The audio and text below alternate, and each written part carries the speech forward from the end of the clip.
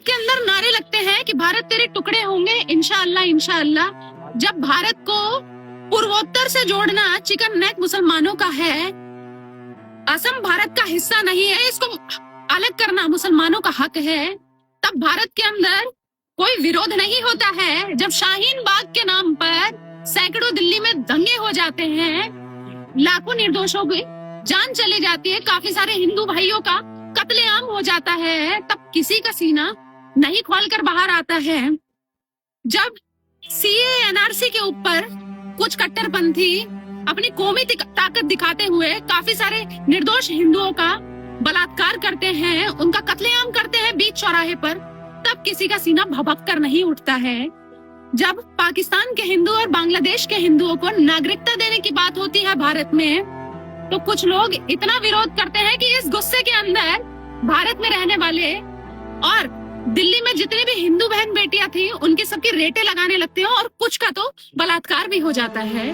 तब किसी को कोई दुख नहीं होता है। लेकिन जब इस सच्चाई को दिखाने के लिए हमारे देवेंद्र मालविया जी हिम्मत जुटाते हैं, 2020 दिल्ली रियॉट्स की पिक्चर लेकर आते हैं, इसको रिलीज करते हैं, तो हिंदुओं का बिल्कुल भी खून नहीं खोलता है कि भाई आज तो जाकर आए हम, आज तो इस सच्चाई को देखें, आज तो देख कर आए कि शाहीन बाग के नाम पर कितना कत्लेआम हुआ था, कैसे सड़क छाप खुजलीवाल इस बात पर चुप्पी धर के बैठा था इस पर, लेकिन आपने कुछ नहीं किया। आपसे एक पिक्चर तक नहीं देखी गई। अरे 14 नवंबर को पिक्चर लग चुकी है, 2020 दिल्ली रियॉट, जाकर देखो। देखने के क्या होगा? तुम वैसे भी तो पिज्जा बर्गर में पैसे खराब ही कर रहे हो ना। अगर पिक्चर देख लोगे तो तुम्हारा क्या बिगड़ेगा? मैंने भी देखी है।